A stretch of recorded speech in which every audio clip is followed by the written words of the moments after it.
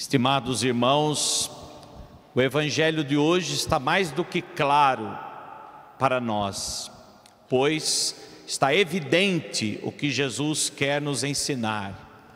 Jesus quer ensinar que, do mesmo modo como nós, apesar de qualquer pecado, de qualquer dívida que tenhamos para com Deus, Deus está sempre pronto para nos perdoar de todo o pecado.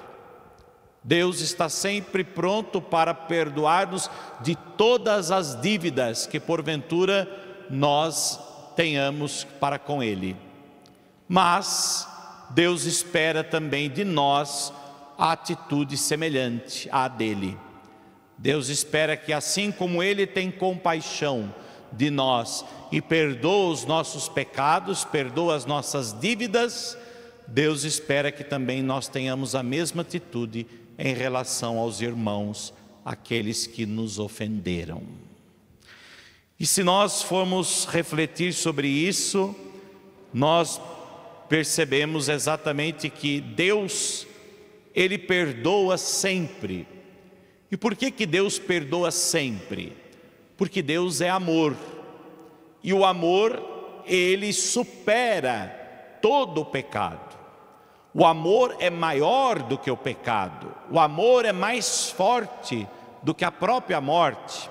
Por isso, perdoar significa decidir permitir que o amor seja mais forte, que o amor supere todo erro, todo o pecado. Por isso é que Deus perdoa sempre, porque vejam, se Deus não perdoasse os nossos pecados, se Deus não perdoasse as nossas dívidas, haveria pecado maior do que o amor de Deus? O pecado não é um mal? Se o pecado é um mal, pode haver mal maior do que o bem que é Deus? Pode haver mal maior do que o amor de Deus? Não. O amor de Deus é maior do que qualquer pecado, do que qualquer atitude má. O amor de Deus supera tudo e, portanto, todo erro, todo pecado. Por isso, Deus perdoa sempre, porque o seu amor é maior do que qualquer pecado. Mas Deus espera também a mesma atitude de nós.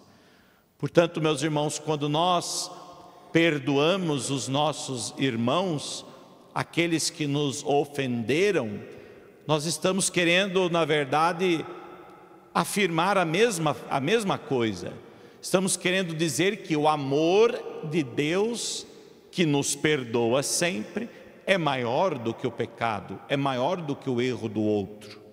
Por isso o outro, por pior que tenha feito a mim, por pior que ele tenha me feito sofrer, ele sempre deve ser perdoado, sim, porque o amor está acima de todo erro, de todo pecado.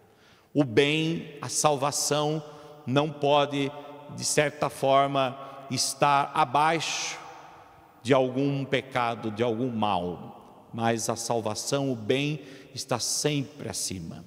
É claro que nós é que muitas vezes confundimos o perdão do esquecimento. Nós achamos que para perdoar alguém é necessário que nós esqueçamos a ofensa.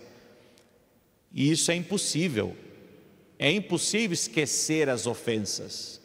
É impossível esquecer aqueles que nos ofendem. Portanto, perdoar não é esquecer. Perdoar não é esquecer. Muito pelo contrário. Se você se esquece, se você se esquecesse da ofensa, não haveria perdão. Como eu posso perdoar algo que para mim não existe?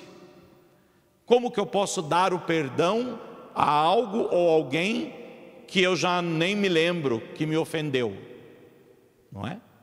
Então, perdoar não é esquecer. Esquecimento é outra coisa, é amnésia, é Alzheimer, é qualquer outra coisa, menos perdão. Não é? Portanto, o perdão está muito acima.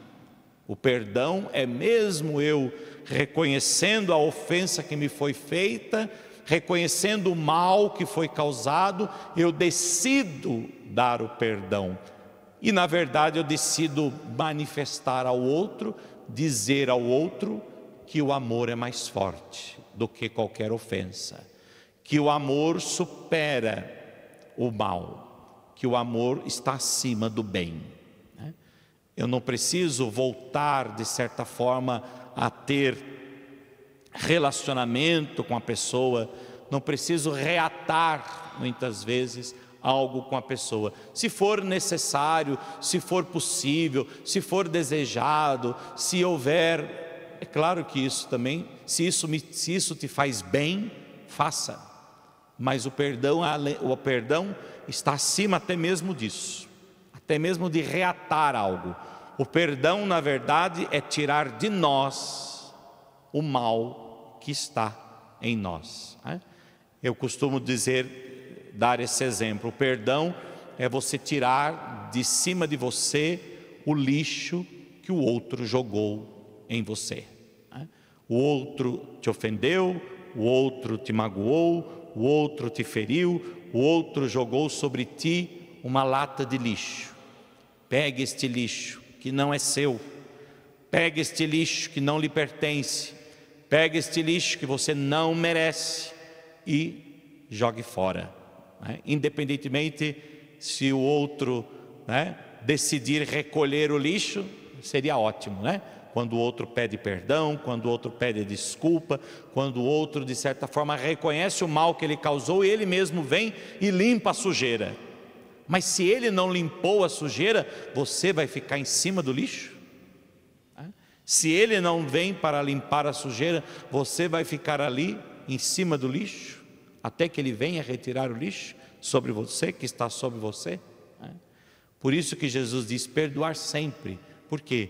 Tirar de você tudo aquilo que alguém possa lhe causar de mal. Tirar de você, tire o lixo de você, jogue fora, independentemente se o outro um dia virá para retirá-lo. Se ele vier, ele vai encontrá-lo já livre do lixo, livre do lixo, e não precisará retirá-lo, mas sempre lhe reconhecerá que ele jogou esse lixo sobre você, e você sempre se lembrará de que foi ele que jogou o lixo sobre você, mas você é maior do que isso. Portanto, perdoar na verdade é ser maior do que o próprio erro, do que a própria ofensa, do que o próprio pecado. Por isso é que Deus perdoa sempre. Deus perdoa sempre porque Ele é amor. Deus perdoa sempre porque Ele é bom. Deus perdoa sempre porque Ele é maior que o pecado. O pecado não pode ser maior do que Deus. Se o pecado fosse maior do que Deus, o pecado venceria Deus? Se nós não perdoamos os nossos irmãos, nós estamos querendo dizer exatamente isso. Quando você não perdoa, você está dizendo que a ofensa, o pecado é maior do que Deus, é maior do que o amor de Deus que habita também em você. Portanto, o perdão tem que ser sempre dado, porque se você acredita que Deus é maior que todo o pecado, se você acredita que Deus é maior que todas as ofensas, você não pode permitir então que haja alguma ofensa que esteja acima do próprio Deus que habita em você, o Deus que é amor, o Deus que perdoa sempre. Hoje também celebramos a memória de São Maximiliano Maria Kolbe. Certamente muitos já conhecem a sua história. Ele era padre e foi também aprisionado, juntamente com um pai de família, vítimas da Segunda Guerra Mundial, em Auschwitz. E São Maximiliano Maria Kolbe, quando então se ofereceu para ser morto no lugar deste pai de família que estava preso na mesma cela que ele, quando então vieram para retirar o homem e preservar o sacerdote. São Maximiliano teria então se oferecido no lugar daquele pai de família, e ele então teria sido jogado numa câmara de gás e ali morreu também de fome. Portanto, este presbítero da igreja, este sacerdote, que recebeu de Deus o maior dom, a maior graça, que é o dom do sacerdócio. E ele foi tão grato a Deus pela graça de ter recebido a vocação sacerdotal, que se ofereceu ao próprio Deus como vítima, como oferenda, no lugar daquele pai de família.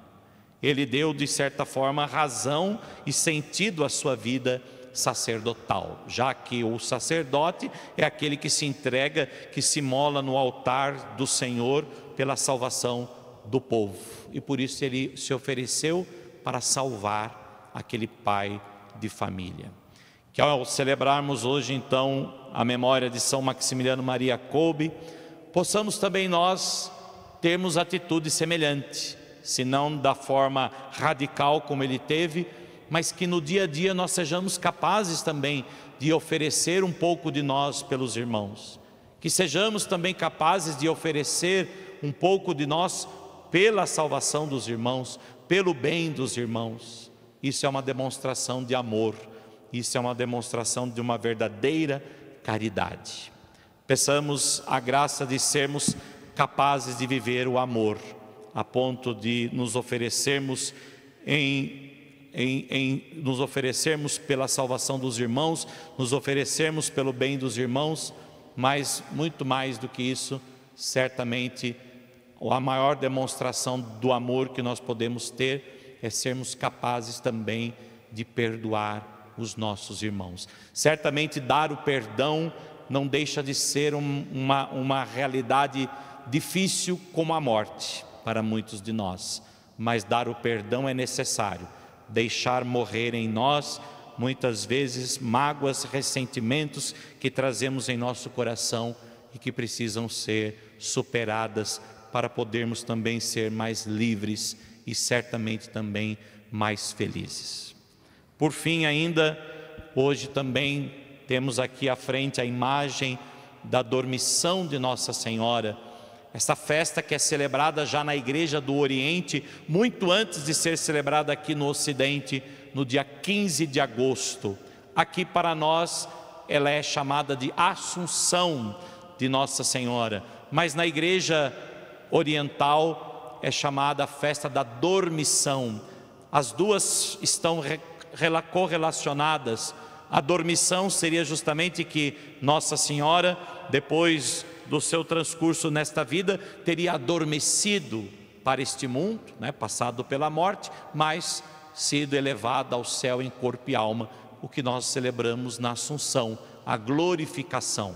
Portanto, na dormição nós ressaltamos mais a morte de Nossa Senhora, o fim de Nossa Senhora neste mundo, a sua dormição para este mundo, e na Assunção nós ressaltamos mais a sua glorificação em corpo e alma no céu. Essa festa é celebrada amanhã, dia 15 de agosto, porém aqui no Brasil ela é transferida para o próximo domingo. Portanto, celebramos nestes dias que antecedem o domingo, já veneramos esta imagem, contemplando também a vida de Nossa Senhora. A igreja, ela se reserva, de certa forma, denominar a morte de Nossa Senhora como morte. A igreja, ela se reserva a não usar a expressão morte para Nossa Senhora. Morreu, sim, Nossa Senhora morreu, mas a igreja não usa essa expressão, mas a igreja usa a expressão dormiu, adormeceu, dormição. É uma forma da igreja, de certa forma, referir-se a Nossa Senhora de uma forma carinhosa, demonstração do amor que a igreja tem pela Virgem Maria, como certamente nós temos pelos nossos parentes, quando nós dizemos: meu pai descansou, minha mãe descansou, minha mãe adormeceu. Portanto, Nossa Senhora também adormeceu para este mundo, e nós celebraremos no próximo domingo a sua glorificação no mais alto dos céus. depois de ter adormecido para este mundo, Nossa Senhora é a primeira, depois de Jesus, que já está glorificada em corpo e alma no mais alto dos céus. É o que nós vamos celebrar então no próximo domingo. Assim seja. Amém.